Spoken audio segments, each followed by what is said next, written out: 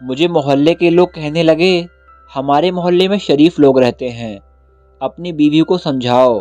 بیوی سے پوچھا تو وہ کہنے لگی، ایک بھوکا فقیر آتا ہے، میں روزانہ ہی اس کو کھانا کھلا دیتی ہوں۔ اگلے دن میں جلدی گھر چلا گیا اور دیکھا کہ فقیر گھر کے دروازے کے پاس بیٹھ کر کھانا کھا رہا تھا۔ پھر کچھ دن بعد محلے والے شکوہ کرنے لگے۔ پھر بیوی سے بہانہ بنا کر کے ایک دن میں گھر کے اندر ہی چھپ گیا، اور جو کچھ میری آنکھوں نے دیکھا، میرا تو دل ہی پھٹ گیا۔ ایک دن جب میں تھکا ہارا اپنے دفتر سے گھر لوٹا تو میرا پڑوسی اپنے گھر کے باہر کھڑا تھا۔ میں نے اسے سلام کیا تو وہ مجھے عجیب نظروں سے دیکھنے لگا۔ مجھے سمجھ نہیں آیا کہ وہ مجھے ایسے کیوں دیکھ رہا ہے۔ میں خاموشی سے اپنے گھر چلا گیا تھا۔ تھکن سے میرا بہت برا حال تھا۔ سارا دن میں ایک ضروری میٹنگ میں مصروف رہا تھا۔ میں شہر کی ایک بہت بڑی ملٹی نیشنل کمپنی میں مینیجر کی پوسٹ پر تھا اور میرے اوپر آج کل کام کا بہت ہی زیادہ دباؤ تھا۔ میں اپنے گھر اور بیوی کو وقت نہیں دے پا رہا تھا۔ گھر میں داخل ہوا تو کھانے کی مزیدار خوشبو سے میں سب کچھ بھول گیا اور کھانا کھا کر سونے کے لیے لیٹ گیا۔ تھکن سے میرا اتنا برا حال تھا کہ میں اپنی بیوی سے کوئی بات کیے بنا ہی نیند کی وادیوں میں اتر گیا۔ میں پچھلے 1 مہینے سے اتنا ہی زیادہ ویست تھا اور فضا کو بالکل بھی وقت نہیں دے پا رہا تھا۔ لیکن فضا میری بہت ہی اچھی بیوی تھی۔ وہ کبھی بھی مجھ سے کوئی شکایت نہ کرتی، بلکہ میرے گھر آتے ہی مجھے گرما گرم کھانا پیش کرتی، اور جب میں سونے کے لیے لیٹتا تو میرے ہاتھ پاؤں دباتی اور مجھ سے محبت کا اظہار کرتی۔ میری اور فضا کی شادی کو 6 مہینے ہو گئے تھے، اور ان 6 مہینوں میں فضا نے اپنی محبت اور خدمت سے میرا دل جیت لیا تھا۔ فضا گھرداری میں بھی بہت طاقت تھی اور بہت آسانی سے میرے گھر کو پوری طرح سنبھال چکی تھی۔ فضا کے گھر میں فضا اور فضا کی ماں ہی تھے، اور جب سے اس کی ماں کی موت ہوئی تھی میں اس کی پوری دنیا بن گیا تھا۔ مجھے بھی اس بات کا احساس تھا کہ فضا اپنی ماں کی موت کے بعد پوری طرح سے تنہا ہو چکی ہے، اس لیے میں بھی اسے بھرپور وقت دینا چاہتا تھا۔ لیکن بس نوکری کے کچھ کام نے مجھے اس سے کچھ دنوں کے لیے دور کر دیا تھا۔ اگلے دن جب میں رات کو اپنے دفتر سے گھر کے لیے لوٹ رہا تھا تو میرے گلی کے کچھ آدمیوں نے مجھے روک کر کچھ عجیب سی بات کہی کہ آپ کی وجہ سے ہمارے محلے کا ماحول خراب ہو رہا ہے، بہتر یہ ہے کہ آپ اپنے گھر پر دھیان دیجئے۔ ان آدمیوں کی بات سن کر میں حیران تھا کہ وہ مجھ سے اس طرح کی بات کیوں کر رہے ہیں۔ پھر میں نے ان سے پوچھا، بھائی ایسا کیا ہو گیا ہے جو میری وجہ سے اور میرے گھر کی وجہ سے آپ کو پریشانی ہو رہی ہے؟ میرا ایک پڑوسی کہنے لگا، یہ شریفوں کا محلہ ہے اور یہاں ہماری بہن بیٹیاں عزت سے رہتی ہیں۔ ہم نہیں چاہتے کہ آپ کی وجہ سے ہمارے گھروں کا بھی ماحول خراب ہو۔ مجھے اب بھی پوری طرح کچھ سمجھ نہیں آیا تھا کہ یہ لوگ مجھ سے کیا کہنا چاہتے ہیں، اس لیے میں نے ان سے کہا، آپ صاف صاف لفظوں میں اپنی پوری بات بتائیں تاکہ میں سمجھ سکوں آخر میں نے ایسا کیا کر دیا ہے جس سے آپ کی بہن بیٹیوں کی عزت پر آنچ آ رہی ہے اور آپ لوگوں کو اتنی تکلیف ہو رہی ہے۔ بعد میں وہ مجھ سے کہنے لگا، پوچھنے سے اچھا ہے کہ آپ خود ہی اپنے گھر پر نظر رکھیں، ہم کچھ نہیں کہیں گے، اگر کہیں گے تو آپ سے برداشت نہیں ہوگا۔ وہ لوگ مجھے حیران پریشان چھوڑ کر چلے گئے تھے، اور جب میں گھر میں داخل ہوا تو پوری طرح سے پریشان تھا۔ فضا مجھے دیکھتے ہی پانی کا گلاس لے کر آئی۔ میں نے ہاتھ سے پکڑ کر فضا کو اپنے قریب بیٹھایا اور اس سے پوچھا کہ وہ میرے بغیر سارا دن کیا کرتی ہے۔ فضا مجھے حیرت سے دیکھنے لگی اور مسکرا کر بتانے لگی کہ وہ سارا دن کیسے گھر کے کام کاج میں بزی رہتی ہے۔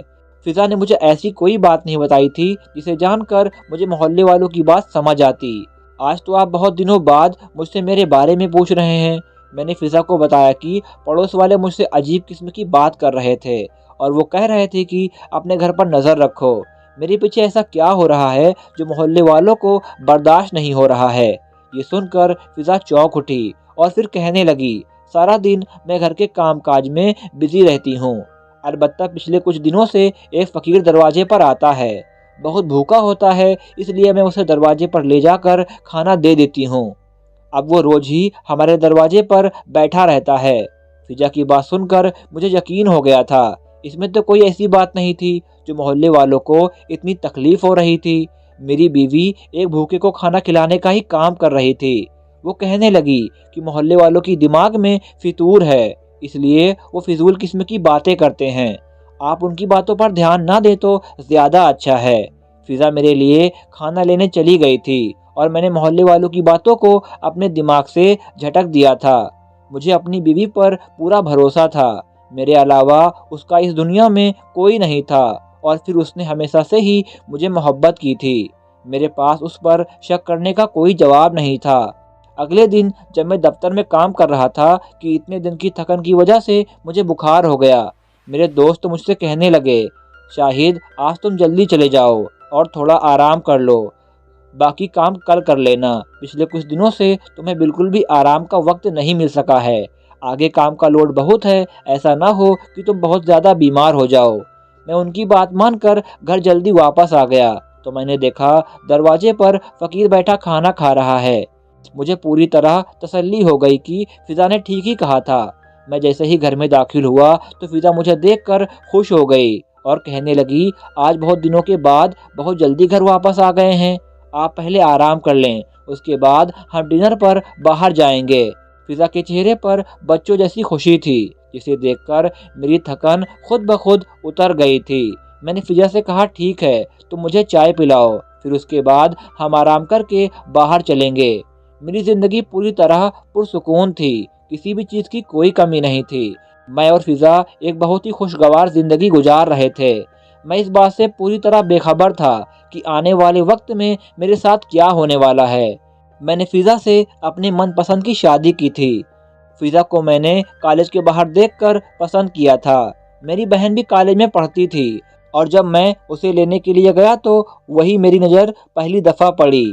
سفید یونیفارم میں دھوپ کی چمک سے اس کا چہرہ لال ہو گیا تھا۔ میں نے اپنی بہن سے پوچھا کہ یہ لڑکی کون ہے، تو اس نے کندھے اچکا کر اسے نہیں پتا ایسا اشارہ کیا۔ میں نے اپنی بہن کے سر پر ایک چپک لگائی اور اس سے کہا کہ کبھی تو معلومات رکھا کرو۔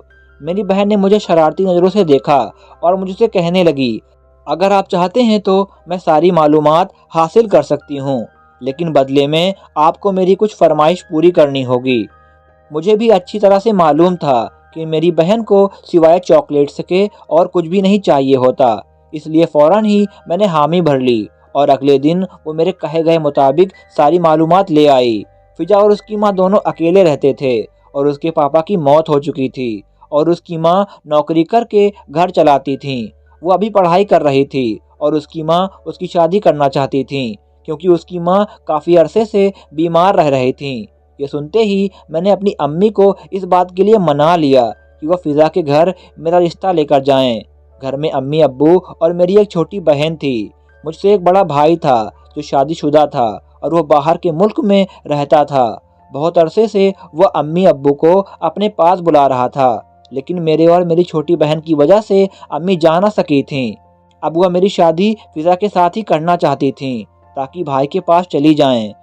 اس لیے فوراً ہی انہوں نے فضا کے گھر میرا رشتہ ڈالا اور اس کی امی نے بھی میرا رشتہ قبول کر لیا۔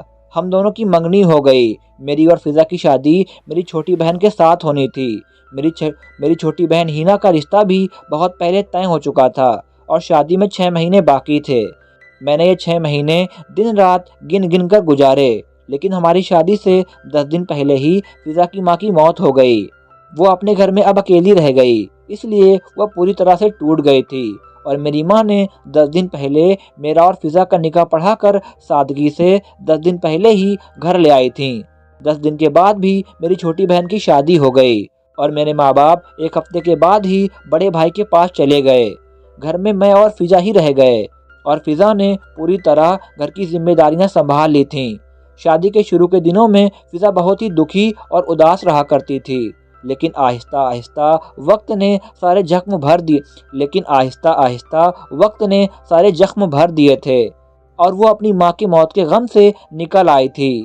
زندگی بہت اچھی گزر رہی تھی۔ میرے ماں باپ بھی روز فون کرتے اور چھوٹی بہن سے بھی بات ہو جایا کرتی تھی۔ وہ شادی ہو کر بہت دور گئی تھی، اس لیے اس کا گھر آنا بھی بہت کم تھا۔ ہر طرف ہی سکون تھا، جب اچانک ہی محلے والوں نے جینا مشکل کر دیا تھا۔ میں نے خود ہی اپنے دروازے پر فقیر کو کھانا کھاتے دیکھا تھا، لیکن اس کے باوجود بھی محلے والے بار بار روک کر ایک ہی بات کہہ رہے تھے، میری بیوی کی وجہ سے سارا ماحول گندا ہو رہا ہے، एक दो दफ़ा तो मैंने उन लोगों से झगड़ा भी कर लिया, लेकिन मैंने ये बात फिज़ा को ना बताई क्योंकि मुझे डर था उसे ये ना लगे कि मैं उस पर शक कर रहा हूँ। रोज रोज मैं एक ही बात सुनकर तंग आ चुका था और एक दिन मैंने सोचा कि दूध का दूध और पानी का पानी हो जाना चाहिए। एक दिन मैं दफ्तर जाने के लिए निकल गया, लेकिन थोड़ी ही देर बाद चुपके से अपने ही घर में दाखिल हो गया।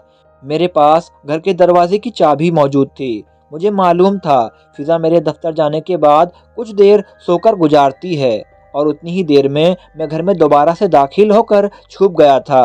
मुझे घर में छुपे हुए काफ़ी देर हो चुकी थी क्योंकि फिज़ा सो रही थी। घर में बिल्कुल खामोशी छाई हुई थी। कभी कभी मेरे दिल में ये ख्याल भी आ रहा था कि अगर फिज़ा को इस बात का पता चल गया कि मैं उसकी निगरानी करने के लिए घर में ही छुपा हुआ हूँ तो इस बात का हमारे रिश्ते पर बहुत बुरा असर होगा। लेकिन कहीं ना कहीं मेरे दिल में ये बात बैठ गई थी कि मोहल्ले वाले कुछ तो ऐसा देख रहे थे जिसकी वजह से वो हर रोज ही मेरा रास्ता रोक रहे थे और मैं इसी बात से पता लगाकर मसले को ख़त्म करना चाहता था। मुझे छुपे हुए कुछ घंटे गुजर गए थे कि जब फिजा सोकर उठी और इतनी ही देर में घर के दरवाजे की घंटी बज गई। फिजा ने दरवाज़ा खोला। ये देखकर मैं हैरान रह गया। फिजा के पीछे पीछे वही फ़कीर घर के अंदर आ गया। मैं ऐसी जगह पर छुपा हुआ था जहाँ से तकरीबन मुझे पूरा ही घर नज़र आ रहा था क्योंकि हमारा घर बहुत ही ज़्यादा बड़ा नहीं था।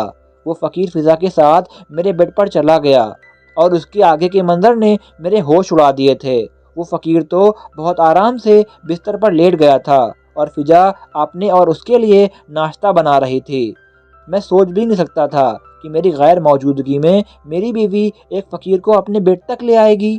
नाश्ता बनाकर फिजा उसे अपने हाथ से नाश्ता करवा रही थी और मैं अपनी जगह हक्का बक्का खड़ा था। मुझे ऐसा लग रहा था जैसे मेरे कदमों तले ज़मीन ही नहीं है। मैं जिस बीवी पर खुद से ज़्यादा भरोसा करता था मेरी उसी बीवी ने मेरी पीठ पर छुरा भोंका था। नाश्ते के बाद वो फ़कीर फिजा की गोद में सर रखकर लेट गया और फिजा उसके बालों में हाथ फेरने लगी। ये देखकर मेरे जिस्म में करंट दौड़ गया और मैं ये देखकर गुस्से से पागल होने लगा। फिजा ने तो सारी हदें पार कर दी थीं। वो गैर मर्द के साथ ऐसे बैठी थी जैसे वो उसका कोई सगा हो।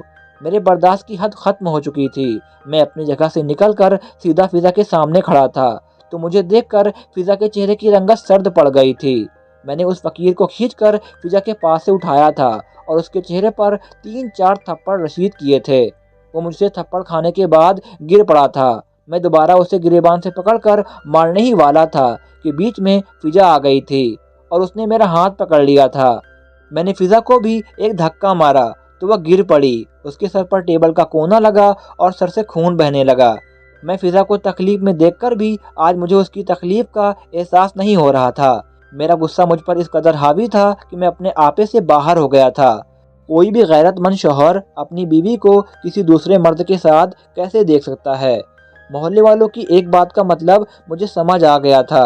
मैंने फिजा से कहा कि तुम्हें मेरी मोहब्बत में कौन सी कमी रह गई थी जो तुम्हें एक फ़कीर का सहारा लेना पड़ा।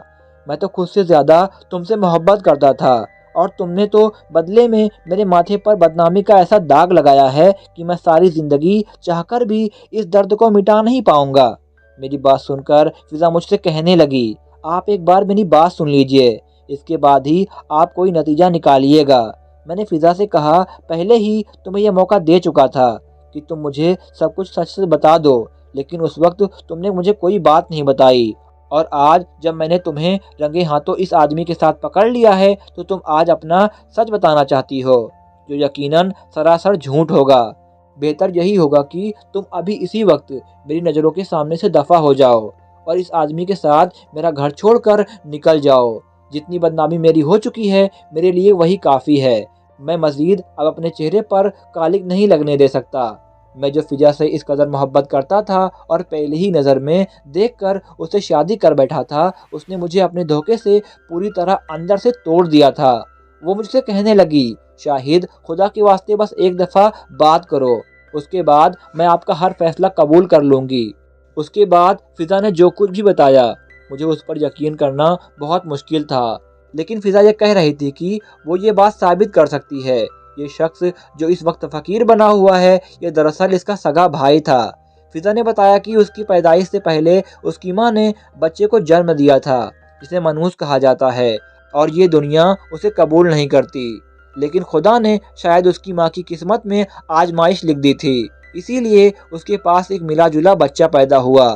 جب فضا کے ماں باپ کو پتا چلا کہ وہ ایک ایسے بچے کے باپ بن گئے ہیں تو پھر اس کے باپ نے اس بچے کو اسی وقت قتل کر دینا ہی صحیح سمجھا۔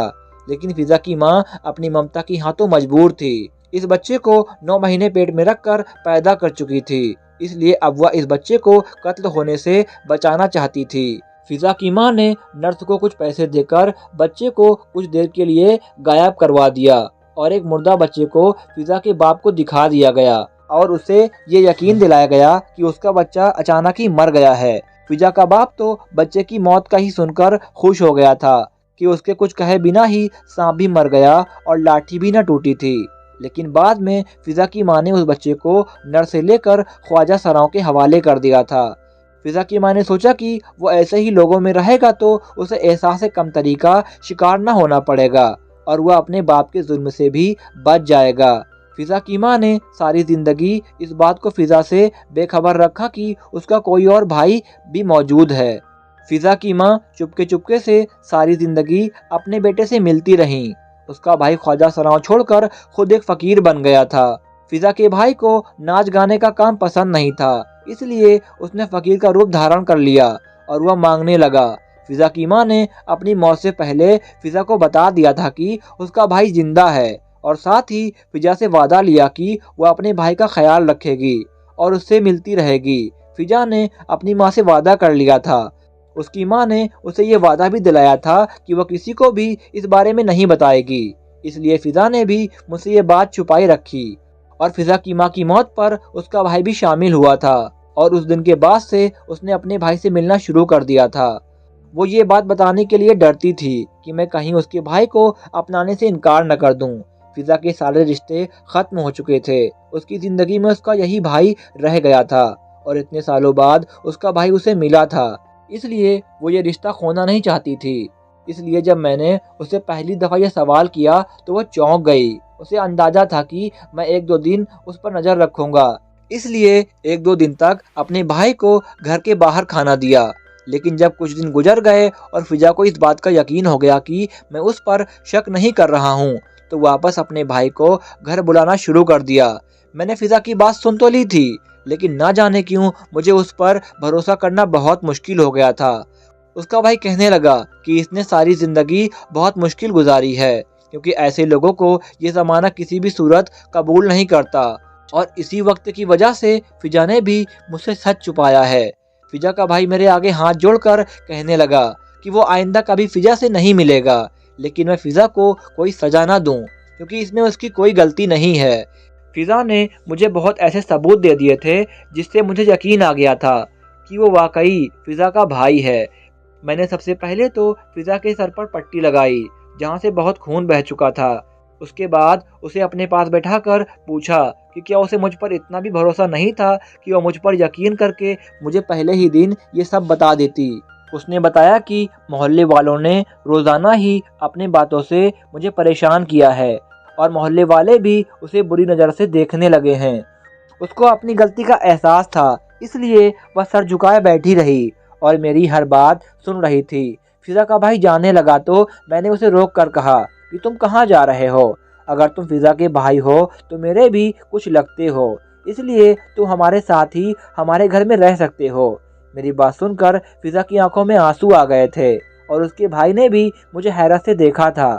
میں نے فضا کے بھائی سے کہا کہ تم جو کچھ بھی ہو اس میں تمہارا قصور نہیں ہے، بلکہ خدا نے تمہیں ایسا ہی بنایا ہے۔ مجھے تمہیں اپنانے میں کوئی دقت نہیں ہے، آج سے تم میرے چھوٹے بھائی ہو۔ فضا کا بھائی میرے گلے رکھ کر رونے لگا تھا۔ میں نے فضا کے چہرے کی طرف دیکھا تو وہاں بھی خوشی کے آنسو تھے۔ فضا کے بھائی جیسے لوگوں کو ہماری مدد اور سہارے کی ضرورت ہوتی ہے، لیکن ہم انہیں ٹھکرا کر زمانے کے رحم و کرم پر چھوڑ دیتے ہیں۔ اگر ہم ایسے لوگوں کو عزت دینا شروع کریں تو یہ لوگ بھی عزت دار زندگی گزارنے کے قابل ہو جائیں گے۔ دھنیہ واد دوستو، اگر یہ اسٹوری آپ کو پسند آئی ہو تو ویڈیو کو لائک اور پلیز چینل کو سبسکرائب ضرور کریں۔ دوستو ملتے ہیں ایک اور انٹرسٹنگ سسپینس فل اسٹوری کے ساتھ واپس، تب تک کے لیے اپنا خیال رکھیں۔ Take care and good bye.